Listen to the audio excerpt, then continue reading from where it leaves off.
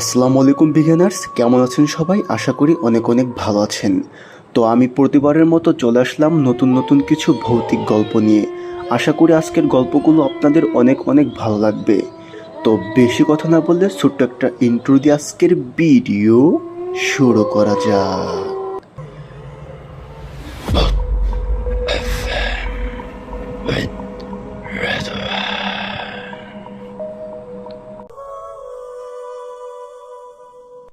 ঘটনাটি আনুমানিক ১৯৮৫ কি ৮৬ সালের দিকে কিশোরগঞ্জের কোনো একটি প্রত্যন্ত গ্রামে ঘটেছিল।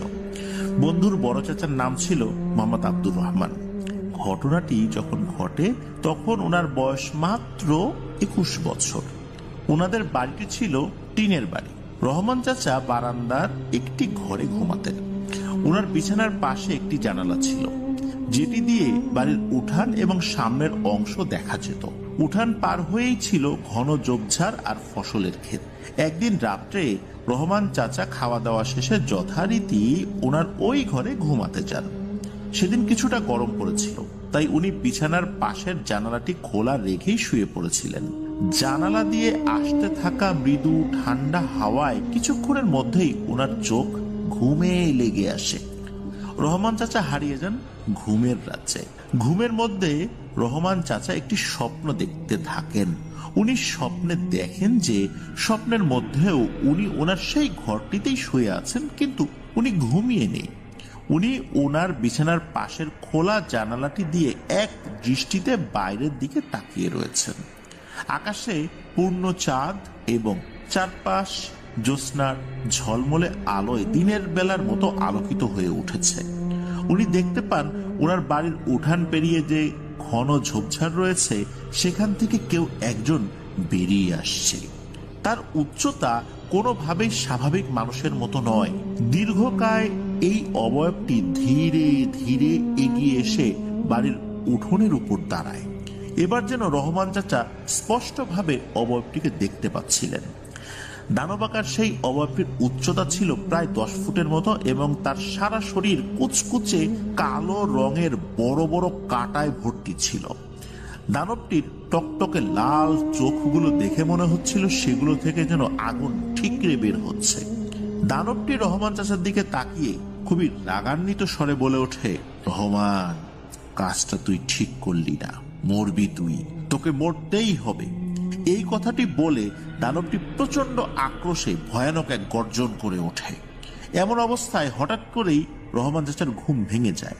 রহমান চাচা ধরফর করে শোয়া থেকে উঠে বসেন। ওনার পুরো শরীর ঘামে ভিজে গিয়েছিল। উনি জানালা দিয়ে বাইরের দিকে তাকিয়ে অস্বাভাবিক কিছুই দেখতে পান না। বিষয়টিকে শুধু সাধারণ স্বপ্ন বা দুঃস্বপ্ন ভেবে রহমান চাচা জানালাটি বন্ধ করে এক গ্লাস পানি খেয়ে আবার শুয়ে পড়েন। কিন্তু ওই রাতের পর থেকে রহমান চাচার বিভিন্ন ধরনের সমস্যা হতে থাকে। কোনো ধরনের খাবার খেতেই ওনার ভালো লাগতো না।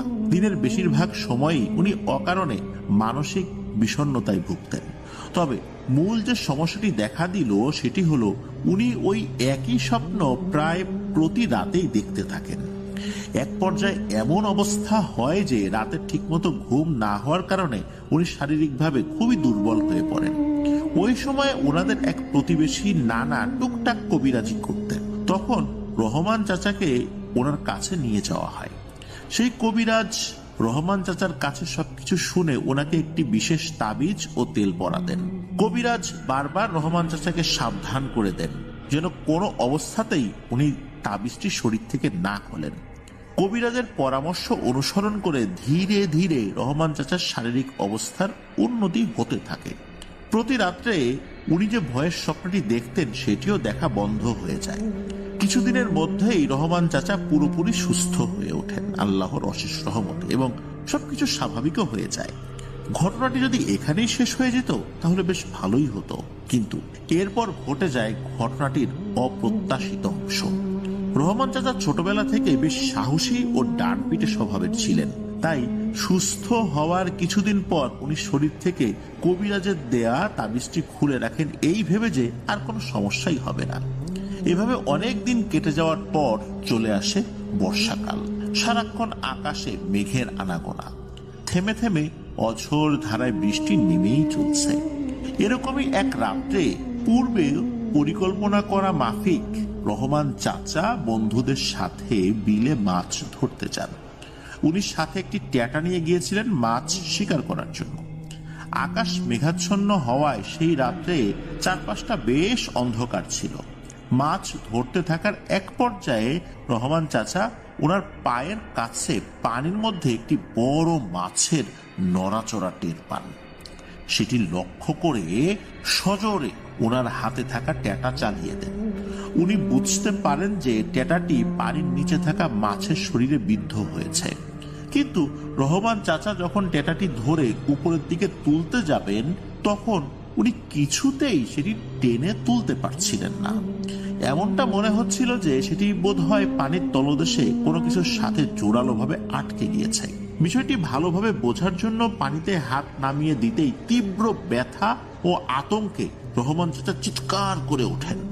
পানির নিচে হাত দিতেই উনি বুঝতে পারেন ট্যাটাতে বিদ্ধ যে মাছটিকে উনি স্বাভাবিক বড় আকারের একটি মাছ ভেবেছিলেন সেটি আদতে কোনো সাধারণ মাছ নয়। রহমান চাচা হাতের স্পর্শে বুঝতে পেরেছিলেন যে বিশাল আকৃতির এই অবয়বটির সারা শরীর ভর্তি বড় বড় কাঁটা, যেগুলোর কয়েকটি ওনার হাতের তালুতে বিঁধে গিয়েছিল। আচমকা ব্যথা পেয়ে যখনই রহমান চাচা অন্য হাতে ধরে থাকা ট্যাটার উপরের অংশ ছেড়ে দিয়েছেন তখনই পানির নিচে থাকা সেই ভয়ানক জিনিসটি প্রবল বেগে একটি ঝাড়া দিয়ে ট্যাটাবিদ্ধ অবস্থাতেই পানির গভীরে চলে যায়। এদিকে রহমান চাচার চিৎকার শুনে আশপাশে থাকা ওনার বন্ধুরা সাথে সাথে ছুটে আসেন। ওনার হাতে প্রচন্ড ব্যথা করছিল এবং হাতের তালুতে অনেক জ্বালা পোড়া করছিল। সবাই মিলে রহমান চাচাকে তাৎক্ষণিকভাবে ওনার বাড়িতে নিয়েও আসেন। বাড়িতে ফিরে উনি ওনার পরিবারের সদস্যদেরকে পুরো বিষয়টি খুলে বলেন। তখন অনেকে বলেন রহমান চাচার হাতে হয়তো বিষাক্ত কোনো কিছুর খোঁচা লেগেছে। ওনার আম্মা প্রাথমিকভাবে কিছুটা হলুদ বেটে ওনার হাতের তালুর লাল হয়ে যাওয়া জায়গাটিতে লাগিয়ে দেন। এরপর কয়েকদিনের মধ্যেই রহমান চাচার হাতের ব্যথাটি পুরোপুরি ঠিকও হয়ে যায়। তবে এই ঘটনার চতুর্থ দিন সকালে ঘুম থেকে উঠে রহমান চাচা খেয়াল করেন ওনার হাতের তালুতে যেখানে সেই ভয়ানক জিনিসটির কয়েকটি কাঁটা বিঁধে গিয়েছিল সেখানে হালকা রঙের কিছু ছোপ ছোপ দাগের মতো তৈরি হয়েছে। প্রথমে বিষয়টি তেমন গুরুত্ব সহকারে না নিলেও ধীরে ধীরে ওই ছোট ছোট কালো দাগগুলো হাতের তালু থেকে ওনার পুরো শরীরে ছড়িয়ে পড়তে থাকে। সময় বাড়ার সাথে সাথে রহমান চাচার আসসালামু আলাইকুম বিগিনার্স, আমরা প্রতিনিয়ত আপনাদের কাছে কিছু ভৌতিক বাছাই করা গল্প নিয়ে আসি। তো এগুলো ভালো লাগলে অবশ্যই আমাদের সাথে থাকবেন এবং আমাদের চ্যানেলটি সাবস্ক্রাইব করে লাইক কমেন্ট শেয়ার করে দিবেন। ধন্যবাদ। ওনাকে চিকিৎসকের পরামর্শ অনুযায়ী বেশ কিছু ওষুধও খাওয়ানো হয়, কিন্তু কিছুতেই কোনো কাজ হয় না। এক রাত্রে রহমান চাচা সেই আগের মতো একটি স্বপ্ন দেখেন। উনি দেখেন কাঁটাযুক্ত ভয়ানক দানবটি ওনার বাড়ির উঠোনে এসে দাঁড়ায় এবং তাচ্ছিল্যের ভঙ্গিতে ভারী গলায় ওনাকে বলে, বলেছিলাম না তুই মরবি, তোকে তো মরতেই হবে, কেউ বাঁচাতে পারবে না তোকে। এই বলে দানবটি অট্ট হাসি হাসতে থাকে। দানবটির কথা শুনে রহমান চাচা ভয়ে চিৎকার করে ওঠেন এবং ওনার ঘুমও ভেঙে যায়। ওনার চিৎকারে ওনার পরিবারের সদস্যদেরও ঘুম ভেঙে যায়। রহমান চাচা ওনার দেখা স্বপ্নের বিষয় সবাইকে বলেন। তখন ওনার পরিবারের সদস্যরা বুঝতে পারেন যে এটি হয়তো কয়েক মাস আগে রহমান চাচার সাথে ঘটে যাওয়া ঘটনার সাথেই সম্পর্কযুক্ত। পরদিন সকালে চাচাকে সেই কবিরাজের কাছে নিয়ে যাওয়া হয় যিনি প্রথমবার এই রহমান চাচার সমস্যাটি নিয়ে কাজ করেছিলেন। কবিরাজ প্রথমেই রহমান চাচাকে জিজ্ঞেস করেন যে ওনার দেওয়া সেই তদবিরটি কোথায়।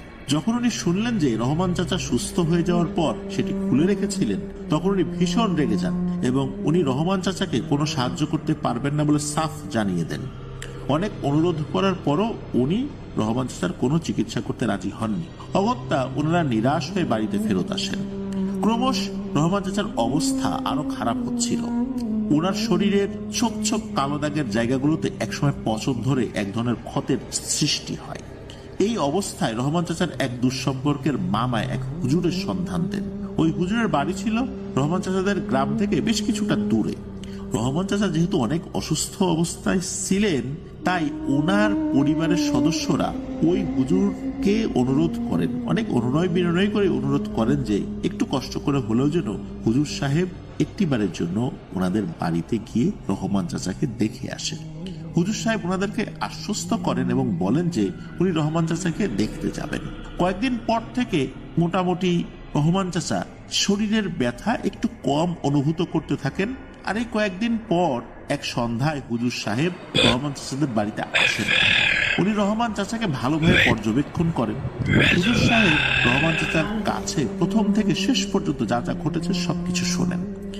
এরপর উনি চাচার পরিবারের সদস্যদেরকে বলেন পরদিন চাচার সাথে দেখা করতে।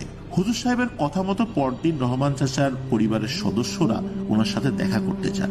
হুজুর সাহেব বলেন, আমি রহমানকে প্রথম দেখাতেই বুঝতে পেরেছিলাম যে আপনারা আমার কাছে আসতে অনেক দেরি করে ফেলেছেন। আমাকে আপনারা ক্ষমা করবেন। রহমানের এখন যে অবস্থা তাতে আমার কিছুই করার নেই। হুজুর যখন এই কথা বললেন এবং হুজুর সাহেবের মুখে এই কথা শুনে রহমান সাহেবের পরিবারের সদস্যরা ভেঙে পড়েন। রহমান চাচার আব্বা হুজুরকে জিজ্ঞেস করেন এমন কি ঘটেছিল রহমানের সাথে যার কারণে ওর এই করুণ অবস্থা। তখন হুজুর বলেন, রহমান স্বপ্নে যে কাঁটাযুক্ত অবয়বটিকে দেখে সেটি আসলে ভয়ঙ্কর এক দানব। আমি জানার অনেক চেষ্টা করেছি যে কেন দানবটি রহমানের ক্ষতি করেছে, কিন্তু আমি প্রকৃত কারণটি জানতে পারিনি। এছাড়াও দানবটির পরিচয় এবং তার সম্পর্কে বিস্তারিত তথ্য জানার বারংবার চেষ্টা করেও আমি ব্যর্থ হয়েছি। তবে শুধু এতটুকু জানতে পেরেছি যে রহমানের কোনো একটি ভুলের কারণে দানবটি খুবই রাগান্বিত হয়। দানবটি চাইলে অনেক আগে রহমানকে মেরে ফেলতে পারত, কিন্তু সে সিদ্ধান্ত নেয় যে রহমানকে সে তিলে তিলে যন্ত্রণা দিয়ে মারবে। তাই সে রহমানের উপর প্রভাব বিস্তার করে এবং রহমানের স্বপ্নে এসে বিভিন্নভাবে ভয় দেখাতে থাকে। তবে রহমান তার কি ক্ষতি করেছিল এটি জানা যায়নি, বা সেই বা কেন রহমানের উপর রেগে গেল, রেগে গিয়ে এই ধরনের ক্ষতি করছে এটাও জানা যায়নি। এরপর কবিরাজের পরামর্শ রহমান যতদিন মেনে চলেছে ততদিন ওই দানবটি প্রচন্ড শক্তিশালী হওয়া সত্ত্বেও রহমানের কাছে আসতে পারেনি। কিছুদিন পর রহমান যখন বন্ধুদের সাথে মাছ ধরতে যায় তখন ওই দানবটি রহমানের ক্ষতি করার জন্য একটি দারুণ সুযোগও পেয়ে যায়। সে একটি মাছের রূপ ধারণ করে রহমানকে প্রলোভন দেখায়। ওর কাঁটায় থাকা মরণঘাতী বিষাক্ত পদার্থ রহমানের শরীরে প্রবেশ করিয়ে দেয়।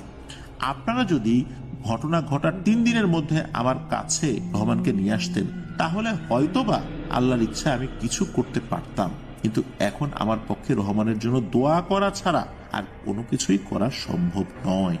হুজুর সাহেবের কাছ থেকে বিদায় নিয়ে রহমান চাচার পরিবারের সদস্যরা বাড়িতে ফিরে আসেন। হুজুর সাহেবের সাথে ওনাদের কি কি কথা হয়েছে সেই সম্পর্কে ওনারা রহমান চাচাকে কিছুই বলেন না। রহমান চাচাকে সান্ত্বনা দেওয়ার জন্য সবাই ওনাকে বলেন যে হুজুর সাহেব বলেছেন সবকিছু ঠিকঠাক হয়ে যাবে ইনশাল্লাহ। এভাবেই আরো কয়েক সপ্তাহ কেটে যায়। একদিন সকালে অনেক বেলা হয়ে গেলেও রহমান চাচা ঘুম থেকে ওঠেন না। তখন ওনার পরিবারের সদস্যরা ওনাকে ডাকতে গিয়ে দেখেন ওনার ঘরের দরজা ভেতর থেকে লাগানো। তখন সবাই জোরে জোরে দরজার কড়া নাড়তে থাকেন এবং ওনার নাম ধরে ডাকতেও থাকেন। এরকম ভাবে কিছুটা সময় পার হয়ে গেলেও যখন রহমান চাচার কোনো সারা শব্দ পাওয়া যায় না তখন বাড়ির সবাই মিলে দরজাটি ভেঙে ফেলেন। ঘরের ভিতরে ঢুকে ওনারা যে দৃশ্য দেখেন সেটি দেখার জন্য ওনারা যে প্রস্তুত ছিলেন না এটা বলা যাবে না। ওনারা মানসিকভাবে হয়তো বা কিছুটা হলেও প্রস্তুত ছিলেন। ওনারা দেখেন রহমান চাচার নিথর দেহ বিছানার এক কোণে পড়ে রয়েছে, আর রহমান চাচার চোখ, নাক, কান থেকে রক্ত গড়িয়ে পড়ে শুকিয়ে তা কালচে বর্ণ ধারণ করেছে। চোখের সামনে ছেলের এমন করুণ অবস্থা দেখে রহমান চাচার আম্মা এক হৃদয় বিদারক আত্মচিৎকার দিয়ে জ্ঞান হারিয়ে ফেলেন। শোনা গিয়েছে জ্ঞান ফেরত আসার পর ওনার নাকি শরীরের একাংশ অবশ হয়ে যায়, মানে প্যারালাইসিস হয়ে যায়। যখন এই ঘটনাটি সংগ্রহ করা হয় তখনও নাকি রহমান চাচার আম্মা এই অবস্থাতেই ছিলেন। এভাবেই রহস্যময় কোনো এক ঘটনার কারণে রহমান চাচার এই করুণ পরিণতির মাধ্যমেই এই ঘটনাটির ইতি ঘটে। এটি ছিল ঘটনা। প্রিয় লিসেনার্স, আপনাদের কাছে কি মনে হয় কি হতে পারে? কেনই বা রহমান চাচার সাথে এমনটা হলো যেটা হুজুরও জানতে পারলেন না? আমি এ বিষয়ে একটু কথা বলতে চাই। সেটি হচ্ছে যে এমন ধরনের কিছু জিন রয়েছে যেগুলো সম্পর্কে কোনো তথ্য সচরাচর জানতে পারা যায় না। এর আগে আমরা একটি ঘটনা শেয়ার করেছিলাম। সেই ঘটনায় একটি ব্যাঙ ছিল, ব্যাঙের মনি রিলেটেড একটি ঘটনা ছিল, যেখানে ওই ব্যাঙটিকে আঘাত করা হয়। এরপর ভয়ঙ্কর ধরনের পরিণতি নেমে আসে এই আঘাতকারী ব্যক্তির উপরে। জিনেদের মাধ্যম দিয়ে খোঁজ খবর নেওয়ার চেষ্টা করা হয়। জিনেরাও এই বিষয়ে কোনো খোঁজ খবর নিতে পারেনি, কারণ এগুলো এমন এক ধরনের জিন সম্প্রদায় যাদের সাথে যোগাযোগ করা যায় না। এরা স্বাভাবিকভাবে অন্য জিনেদের সাথে মেশেও না। এরা এমন এক ধরনের সম্প্রদায় যারা জিন সমাজ থেকে সম্পূর্ণভাবে আলাদাভাবে থাকে, অথচ তারা জিন, তাদের সবকিছু আলাদা। হয়তোবা রহমান চাচা নিজের ভুলেই এই ধরনের কোনো একটা জিনের ক্ষতি করে ফেলেছিলেন, কিন্তু কিভাবে, কোন অবস্থাতে করেছিলেন এটা উনি নিজেও বলতে পারেন না।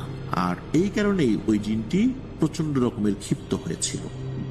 প্রিয় লিসেনার্স, আমাদের চ্যানেলে যারা বিভিন্ন ধরনের ঘটনা শুনেছেন, আপনারা হয়তোবা অনেকেই অনুমান করতে পারবেন, আমারও অনুমান এটাই যে রহমান চাচা হয়তোবা নিজের অজান্তেই এমন কোনো প্রাণীকে আঘাত করেছিলেন বা হত্যা করেছিলেন যেটি ছিল জিন। অথবা এমনও হতে পারে যে উনি ওনার চলার পথে ওই কাঁটাওয়ালা ওই জিনের কোনো ক্ষতি করেছিলেন, যার কারণে ওই জিনটি এইভাবে ক্ষিপ্ত হয়েছিল। আমার কাছে এটাও মনে হয় যে ঠিকমতো চিকিৎসা আসলে করা হয়নি, কারণ শুধু একটি তাবিজ দিয়ে তার এই চিকিৎসা পদ্ধতিটা থামিয়ে দেওয়া এটি একটি ভুল সিদ্ধান্ত ছিল। আরো ভালো কোনো হুজুর দেখানোর মাধ্যম দিয়ে এই বিষয়টা নিয়ে আরো পুঙ্খানুপুঙ্খ যাচাই বাছাই করে সেটার ভালো কোনো চিকিৎসা গ্রহণ করা উচিত ছিল। যেহেতু ওই তাবিজটা গ্রহণ করার পর আপাতত দৃষ্টিতে সেটা থেমে গেছে বলে মনে হয়েছে, রহমান চাচাও চিন্তা করছেন উনি সুস্থ হয়ে গেছেন, যার কারণে উনি কবিরাজের দেওয়া পরামর্শ মেনে চলেন নাই। আর ওই ভয়ঙ্কর দানবটিও সেই সুযোগ পেয়ে যায়। আরো একটি ব্যাপার হচ্ছে, এটা আমাদের এর আগেও কয়েকটি ঘটনা আমি বলেছিলাম, আমি একটি ঘটনা শেয়ার করেছিলাম, এটা রাজবাড়ির ঘটনা ছিল। ঘটনাটির শিরোনাম ছিল বিষ পিশাচ। পিশাচ শ্রেণীর জিনেরা যদি মানুষের শরীরে কামড় দেয়, কাটা ফুটিয়ে দেয়, কোনোভাবে যদি বিষ ছড়িয়ে দেয়, তাহলে এটি নামানো কিন্তু সাধারণ কোনো ওঝা বা কবিরাজের কাজ নয়। পিশাচের বিষ নামানোর জন্য বিশেষ পদ্ধতি রয়েছে। এই পদ্ধতি সবাই জানেন না। সুতরাং যদি আমাদের মধ্যে কেউ এই ধরনের সমস্যার শিকার হয়েই যায়, তাহলে কাল বিলম্ব না করে ভালো কোনো রাকি বা ওঝার কাছে যেতে হবে। এমন ওঝা না যিনি সাপের বিষ নামান। সাপের বিষ আর পিশাচের বিষ কিন্তু এক জিনিস নয়, এটা কিন্তু মাথায় রাখতে হবে। সাপুরেদের কাছে গেলে কিন্তু হবে না। এটি নামানোর পদ্ধতিও ভালো কোনো রাকি, আলেম অথবা ভালো কোনো কবিরাজ জানতে পারেন। তবে এই কবিরাজগুলোর সংখ্যা ইদানিং অনেক কমে গিয়েছে। এই ধরনের কবিরাজগুলো এখন অনেকেই মারা গিয়েছেন। হাতে গোনা যা কয়েকটা আছে সেগুলো আসলে তথ্য আমাদের কাছে থাকে না, বা আমরা এরকম জানিও না। আর যারা জীবিত আছেন হয়তোবা কারো কারো সন্ধানে আছেন এরকম কিছু ব্যক্তি। আর এই ধরনের ব্যক্তিগুলো হয় কি, ওনার মৃত্যুর পূর্বে এগুলো কাউকে আসলে ওইভাবে শেখায় যান না, কারণ এই বিদ্যার অপব্যবহার হতে পারে। তারা যখন এই বিদ্যাটা শেখেন, তারা তাদের গুরুর কাছে প্রতিশ্রুতিবদ্ধ থাকেন যে এমন কাউকে শেখানো যাবে না যে লোভে পড়ে এই বিদ্যাটার অপব্যবহার করবে। এই কারণেই সারা জীবনে তারা ওই ধরনের ব্যক্তিকে পানও না, কখনো কখনো নিজের ছেলে পেলেদেরকেও শিক্ষা দিয়ে যান না। এইভাবেই এই বিদ্যাটা হারিয়ে যাচ্ছে। যে ঘটনাটি উনি পাঠিয়েছেন, এই ঘটনাটি ওনার এক দাদির কাছ থেকে সংগ্রহ করেছেন। আর ঘটনাটি ওই দাদির বাবার সাথে ঘটেছিল। বিশেষ এরকম নতুন নতুন ভিডিও পেতে আমাদের সাথেই থাকুন এবং আমাদের চ্যানেলটি লাইক, কমেন্ট, সাবস্ক্রাইব করে ফেলুন। কারণ তথ্যগুলো উপস্থাপন করলে নতুন করে অনেক বিষয় সামনে চলে আসবে, ঝামেলা হতে পারে। এই কারণে মূলত উনি সেই বিষয়গুলো একটু এড়িয়ে গিয়েছেন। আর ওই দাদিও যেহেতু এই তথ্যগুলো প্রকাশ করতে অনীহা প্রকাশ করেছিলেন, এই কারণেই মূলত উনি এটি দেননি। যাই হোক, ঘটনাটি লোহাগাড়া উপজেলারই খুবই নাম করা একটি গ্রামে ঘটেছিল। প্রিয় লিসেনার্স, ঘটনাতে আমরা ঢোকার আগে একটি অনুরোধ কিন্তু করব, যারা এই ঘটনা শোনা শুরু করেছেন আমাদের লাইক বাটনে প্রেস করতে কিন্তু ভুলবেন না। আর আজকের এই ঘটনার লিঙ্কটি অবশ্যই আপনারা আপনাদের পার্সোনাল আইডিতে শেয়ার করে দিতে পারেন। চলুন চলে যাই আমাদের মূল ঘটনায়। ঘটনার সময়কাল এটি মুক্তিযুদ্ধেরও আরো বেশ আগে। সালটা সম্পর্কে ওই দাদি ভালো করে বলতে পারেননি। উনি বলেছেন হয়তোবা 60-62 সাল এরকম হবে আর কি। আর উনি এই ঘটনাটি খুব ভালোভাবে বলেছিলেন ইমরান হোসেন ভাইকে। উনি যতটুকু শুনেছিলেন, উনি তো সময় খুব বেশি বড় ছিলেন না, ছোটই ছিলেন। তো যাই হোক, এই যে দাদি, এই দাদির বাবার নাম ছিল রাঙা মিয়া। রাঙা মিয়া নামে উনি বেশ পরিচিত ছিলেন। হয়তোবা গ্রামের এখনো অনেক মুরব্বী এই রাঙা মিয়াকে চিনে থাকবেন।